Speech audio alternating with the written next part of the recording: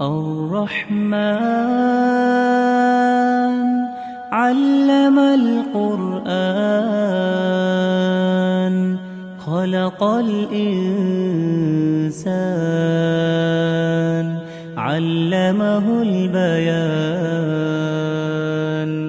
الشمس والقمر بحسبان والنجم والشجر يسجدان والسماء رفعها ووضع الميزان ألا تطغوا في الميزان